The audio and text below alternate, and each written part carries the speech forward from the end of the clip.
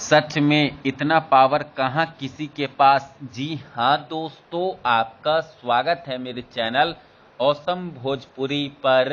Video को पूरा देखिएगा। वीडियो पसंद आए तो वीडियो को लाइक और चैनल को सब्सक्राइब कीजिएगा। दोस्तों, rise and fall reality show का ग्रैंड फिनाले 17 अक्टूबर यानी कि आज है। और दोस्तों, इस रियलिटी शो के ग्रैंड फिनाले को आज दोपहर में 12 बजे टेलीकास्ट किया जाएगा MX प्लेयर ऐप पर। दोस्तों, मैं आप लोगों को बता दूं कि इस रियलिटी शो के ग्रैंड फिनाले में पवन सिंह तो आप लोगों को दिखेंगे ही, साथ ही साथ इस रियलिटी शो के ग्रैंड फिनाले में पवन सिंह के साथ बॉलीवुड की जानी मानी सिंगर नेहा कक्कड़ भी दिखेंगी। यूं बोले तो इस रियलिटी शो के ग्रैंड फिनाले में पवन सिंह और नेहा कक्कड़ दोनों एक साथ खूब धमाल मचाएंगे। इतना ही नहीं दोस्तों, इस रियलिटी शो के ग्रैंड फिनाले में पवन सिंह नेहा कक्कड़ से भोजपुरी गाना गवाते हुए नजर आएंगे, जो कि भोजपुरी वासियों के लिए एक